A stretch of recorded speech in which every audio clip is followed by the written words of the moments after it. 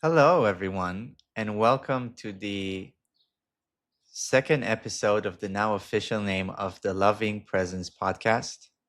I am Daniel Bosmore, your host, and this is really the first episode since the introduction where I had no name, and now there's a name, and the name that came, I was debating between Loving Presence and the other name was the Formless and Unnamed podcast, and Loving Presence really seemed to share the essence of what I love to share and what I found to be true about spirituality, and amazingly wasn't taken.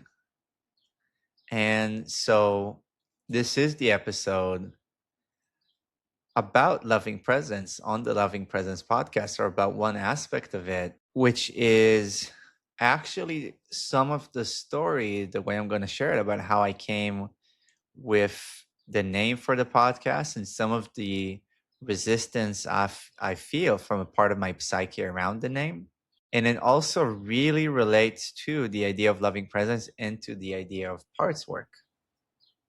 And so I'll just jump in and share with you guys today about what it means to live in loving presence, or to practice a life of loving presence, based on an example from my life, which is that because of the trauma I've been through, main of it is sexual abuse in kindergarten as a child. One of the parts of my psyche that developed as a coping mechanism is a mechanism of a part of my psyche that wants to be strong all the time and views everything as a matter of strength. Because the rationale is, because I felt so helpless and vulnerable and weak, then what my psyche kind of learned to do is, let's make sure that I'm strong from now on. And strong could be physically, strong could be mentally and emotionally and other ways, so that we won't be taken advantage of anymore. And when I say we, I mean me and kind of the different parts of my psyche. For those of you who are familiar with IFS and the idea of parts work might relate to that, me and these parts of my psyche kind of got into that decision. That's a coping mechanism, and we all have our different coping mechanisms based on what we went through. And coming up with the name for the podcast, I've noticed, there's what intuitively feels best for me, and then part of my mind habitually goes into what's the strongest name, and the kind of idea of strong comes up in that. What's the strongest name? Behind that is this real fear of being vulnerable that a part of my psyche carries. And that part, really, whatever I am in my life, it seeks to make sure that I'm strong, or that he's strong, so that we won't be taken advantage of, as it's afraid of. And I noticed that that part of me isn't sure that this is the strongest name. And so I've noticed some part of my psyche kind of wondering if that's the name to take for the podcast, and not wanting to take that name. But also, really, in my heart, I feel that the spiritual path, as I've experienced it, is about the development of loving presence. Presence being our essence. Also see it as awareness or consciousness. And loving presence means the presence that is embodied in the body becomes, because the presence is the one field, when it is embodied in the body, it is expressed as love through the heart, specifically expressed as compassion, which, the way I look at compassion, is the unity and the harmony, the kind of 50-50 harmony between love, unconditional love, and wisdom. The two wings in Buddhism is wisdom and love.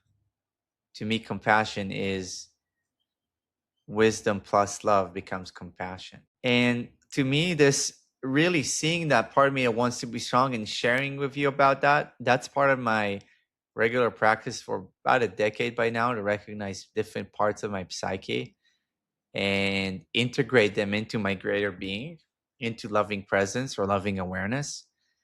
And so here it is, showing up, picking a podcast name, and really, to me, it's like this part is a beautiful part of my psyche that is an adaptation that really helped me in times in my life to cope with what is uh, a tough reality.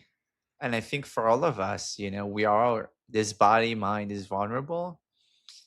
A lot of us try to be comfortable and hide and build walls based on that in different ways. That's what this part of my psyche did.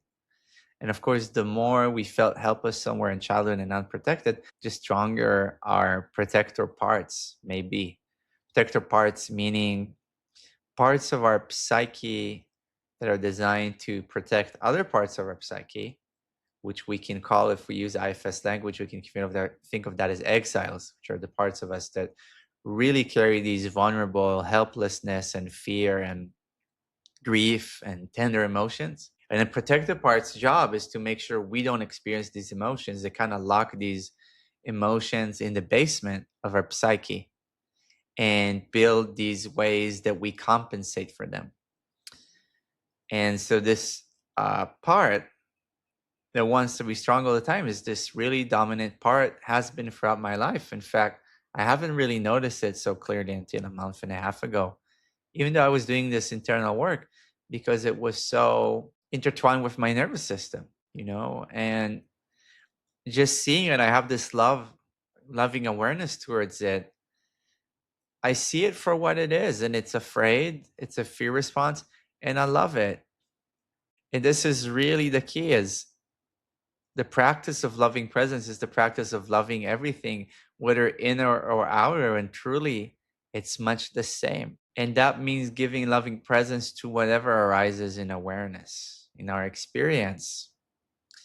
And that takes time to cultivate, and we've been conditioned to live from conditional love, which means I only love myself if, and I only love you if, and I only love this situation if. And doesn't that cause a lot of suffering? Because the conditions, guys and gals, if we haven't noticed, are made up. The conditions, the ifs are made up, and they're completely different based on our life experiences and our childhood and our cultural context and our intergenerational context. And it's all made up rules and agreements, beliefs, conditions around what we're going to love and be happy about or not. And that's the source of misery. And I kind of love Michael Singer, who kind of says the difference between a normal person and a yogi. We have this flow of Shakti, of life energy, of love, we can say, that's inherent in us. You can see it in babies, you can see it in children. And over time, we gather up all these conditions from society and our culture that limit the flow of energy and love and the flow of life energy moving through us. So it's like we build this door between us and life and source and love. And then we kind of unconsciously, based on these conditioning, say, well, I'm going to open the door only if. And then when it opens, I'm going to feel great. And then because we built these things unconsciously, we basically then believe that the outside world will make us happy based on different conditions which are made up. And what ends up happening is we then chase the fulfillment of these conditions outside. But what happens is when we meet these conditions, the door inside opens and we feel love. But because we don't realize the door is inside us, because we've been hypnotized to think it's outside, then we think, oh, this is working. Let me get more conditions met outside. Of course, the mind just keeps growing and changing the conditions, making the bar higher and higher and higher, till really symbolizes the classic Rolling Stones song, I Just Can't Get Enough, that it feels like it's never enough and there's not enough love. Well, the normal person unconsciously built these conditions and then he tries to meet them constantly. It's very tiring life. That's 90+% of society. A yogi sees that there's a door, that the door is artificial, it's made by conditions. The yogi does the work to dismantle the door, meaning the work is to dismantle these conditions that stand between us and loving presence. And part of that is, the part of me that wants to be strong all the time. That's a condition standing between loving presence being more embodied. But the way to change that is not by rejection, it's by love itself, because that part of me needs love, is thirsty for love. It's not going to heal if I judge it, if I get angry with it. It's not going to heal if I enable it or identify with it either. There's the middle way, which is to see it for what it is and then love it and be present with it, but not take action based on it. That's the middle way between identification, which we then just act out our conditioning, and repression, which we then reject, push down, repress, criticize our own conditioning. It's like, our inner judge says, why am I so like that? Why am I so scared? That's not okay. I got angry. That's not okay. Well, it's not that we should judge ourselves. There's not a should, but it's like, it's not helpful to judge yourself about that, but to see it and kind of hold it with loving awareness, loving presence. That's what really helps. And so this episode, really, I'm sharing with you my own process with this part of me around naming the podcast. And really that over the decade of spiritual practice in this lifetime, really seeking what's the essence, and reading these different traditions and religions and practices that are really amazing. And kind of part of my mind was like, well, what's the truest one? Or which one should I go with? And what I see today is they're all a belief structure or a structure of living that's meant to lead us to, at best case scenarios, often it doesn't happen, but it's meant to lead us to loving presence, to the direct experience, connection, and embodiment of loving presence, which religions call God, which sometimes called the soul or Atman, the self. It's called Buddha nature. That. So it's not about the beliefs, it's about the essence for me. And the essence is loving presence. That could be expressed in many ways. It's expressed through the spiritual traditions, it's expressed through religions, it's expressed through a beautiful movie or song or dance, or a flower is an expression of loving presence. Everything is really, and it's really, really beautiful. And so, I kind of in this phase of just saying my religion is loving presence. And that religion embraces all religions. It's the source of all religions and traditions. And then the practice is the practice of loving presence. There's so many ways to do that. I just have my own favorite ways. But there's infinite ways to do that. There's not one right way or a wrong way.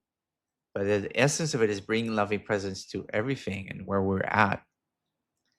And that to me is the essence of spirituality. It's the essence of why we're here in this life, to me, is to embody loving presence. To me, it's not, life is less about what we do and more about how. And really, it's more about how much are we carrying the current of loving presence, and doing the kind of work to bring that current more into the world through whatever vehicle we enjoy and feel called to do that with. Could be a mother, could be a parent, could be a cook, could be so many ways. So many ways. But it's our true nature. And it's one thing to know it, other thing to embody it. To me, the path really involved learning the theory and then having direct experiences of loving presence as my true nature.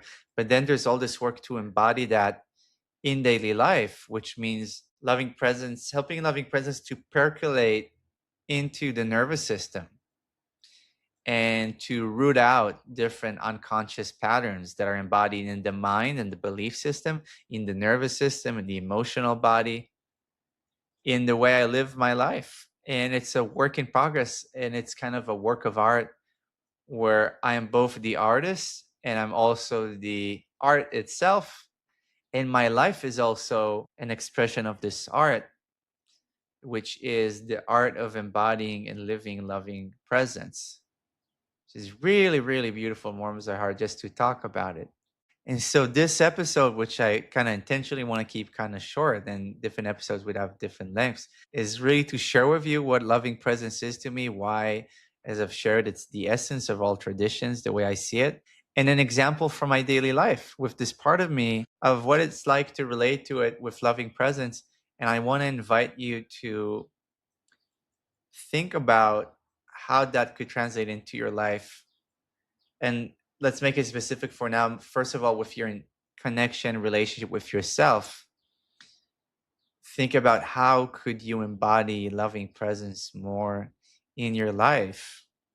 What would that look like? And what part of you, of your psyche, that maybe is scared or tense could use loving presence? And what would it look like to give it loving presence? Okay. And I would love to share, see you share in the comments.